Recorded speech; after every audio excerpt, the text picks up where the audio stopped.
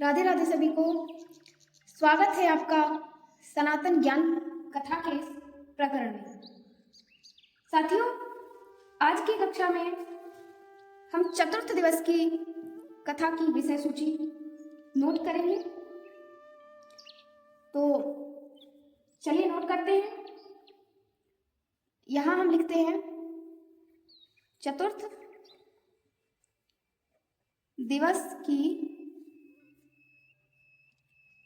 दिवस कथा की विषय सूची।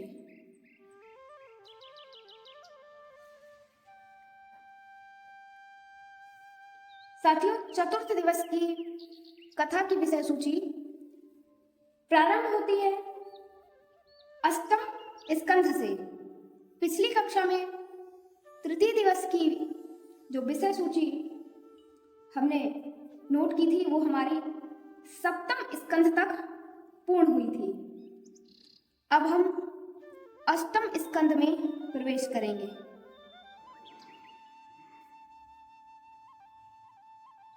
अष्टम स्कंध में हम अध्ययन करेंगे मनुओं का वर्णन।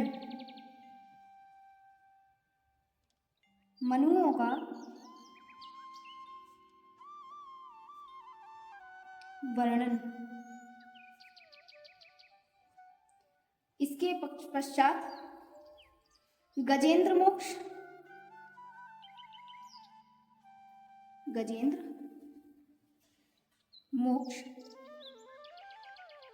कथा। साथियों, आपको ज्ञात होगा कि गजेंद्र मोक्ष की कथा वही कथा है जब गजेंद्र के बुलाने पर ही भगवान श्री विष्णु नंगे पैर गजेंद्र की रक्षा करने के लिए दौड़े चले आए थे। इसके पश्चात हम अध्ययन करेंगे समुद्र मंथन।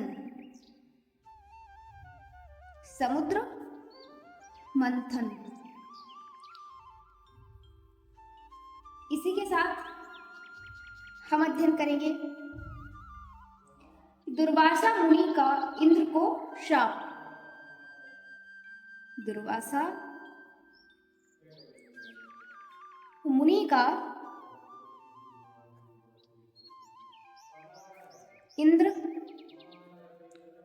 को शाप। इसके पश्चात अध्ययन करेंगे हम समुद्र मंथन से प्राप्त 14 रत्न। समुद्र मंथन से प्राप्त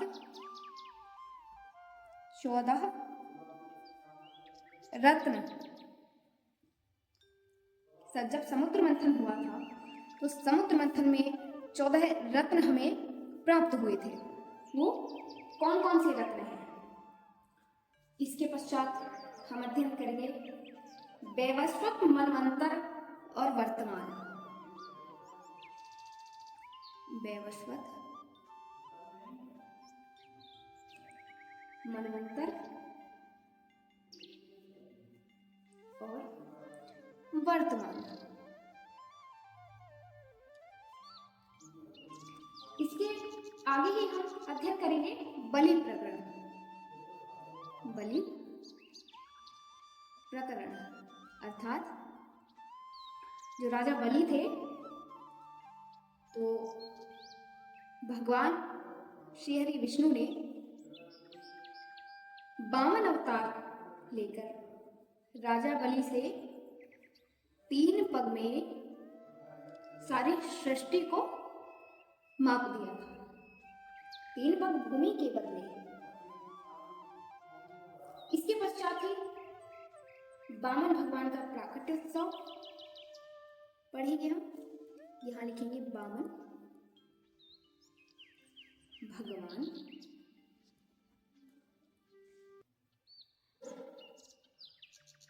प्राकट्य उत्सव।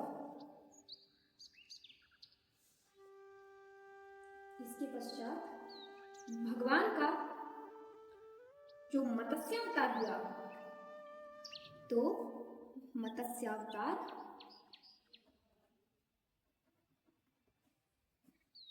कथा। साथियों, यहां तक के चरित्रों का हम श्रवण जो अध्ययन करेंगे वो अष्टम स्कंद के अंतर्गत करेंगे। इसके आगे के जो भी चरित्र है वो हम नवम स्कंद में अध्ययन करेंगे। तो चलिए नवम स्कंद में हम प्रवेश करते हैं। नवम स्कंद, नवम स्कंद में हम अध्ययन करेंगे मनु वंश। मनु वंश।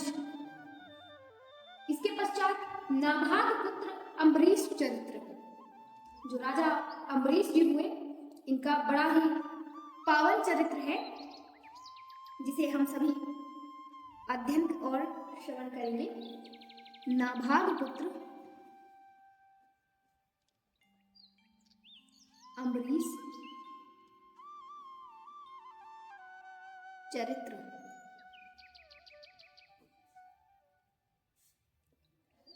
इसके पश्चात मनुपुत्र इक्ष्वाकु वंश। मनुपुत्र इक्ष्वाकु वंश। फिर मांधाता वंश। मांधाता वंश। फिर सगर और भगीरथ चरित्र, यानी कि जो हम सभी को पावन करने वाली माता गंगा, जिनका धरती पर प्रादुर्भाव हुआ, माता गंगा को धरती पर इस मृत्यु लोक पर लाने का जो श्रेय है वो हमारे भगीरथ जी को जाता है। तो यहाँ हम अध्ययन करेंगे सगर, भागीरथ चरित्र। इसके पश्चात ही हम अध्ययन करेंगे भगवान श्री राम जी का चरित्र। भगवान श्री राम चरित्र।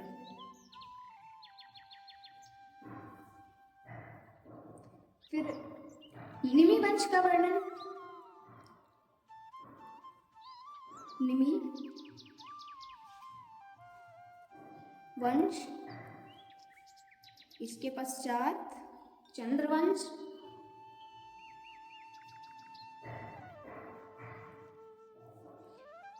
पुरुरवा के ज्येष्ठ पुत्र आयु का वंश। पुरुरवा के ज्येष्ठ पुत्र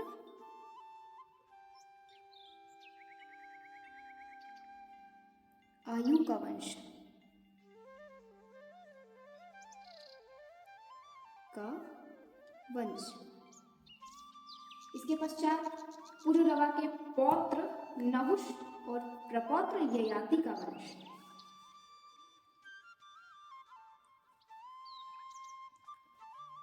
पुरुरवा के पौत्र नहुष और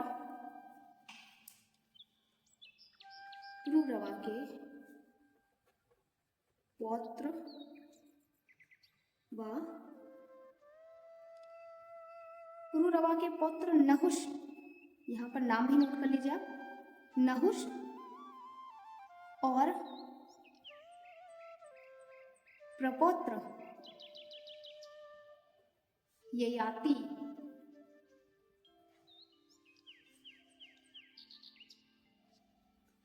का वंश। इसके पश्चात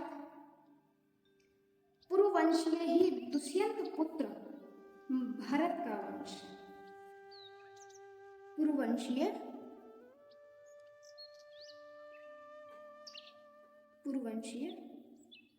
दुष्यंत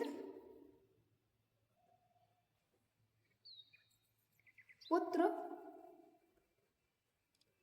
भरत का वंश।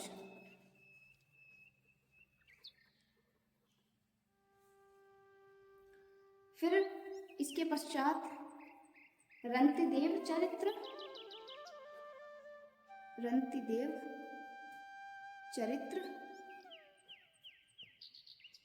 इसके पश्चात यदुवंश।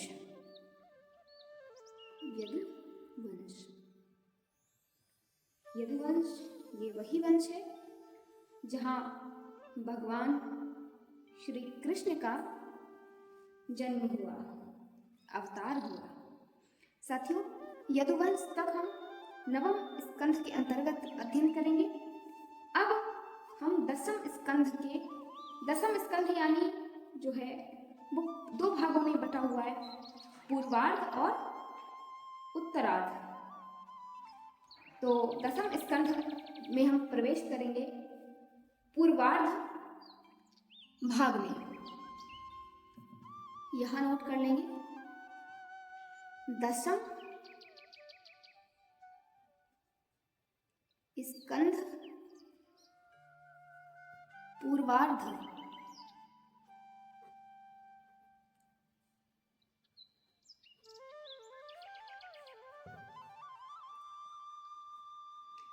दसम स्कंध के अंतर्गत हम अध्ययन करेंगे कि उग्रसेन के यहाँ कंस का जन्म। उग्रसेन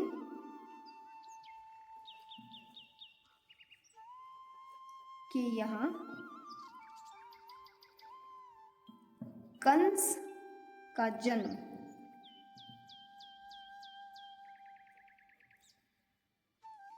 इसके पश्चात ही वसुदेव और देवकी का विवाह। वसुदेव देवकी का विवाह।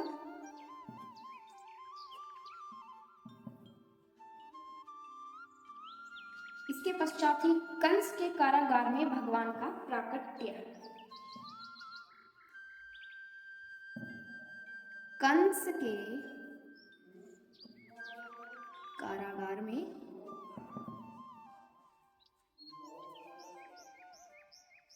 भगवान का प्राकट्य।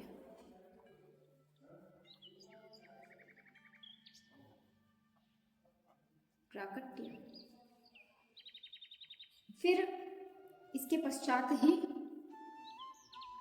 हम नोट करेंगे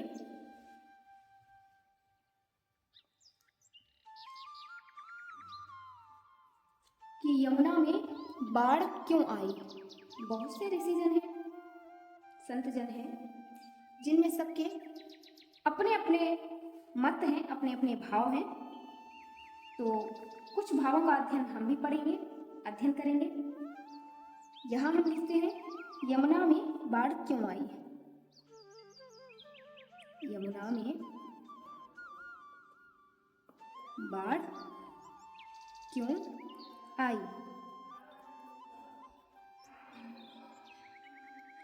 फिर इसके पश्चात ही गोकुल में जन्मोत्सव। गोकुल में जन्मोत्सव। साथियों, गोकुल में जब जन्मोत्सव यानी कि हमारे लाला का जन्म हो जाता है और हमारे लाला यमुना जी के रास्ते गोकुल में पहुंच जाते हैं नंद बाबा के यहाँ, तो यहीं पर हमारी चतुर्थ दिवस की जो कथा है वो समाप्त होती है। इसके पश्चात पंचम दिवस की कथा में हम भगवान की लीलाओं का और जो आनंदमय बधाई होती है, जन्मोत्सव मनाया जाता है, तो इन सभी लीलाओं का अध्ययन हम पंचम दिवस की कथा में करेंगे। चलिए साथियों, आज के लिए इतना ही। सभी को राधे राधे।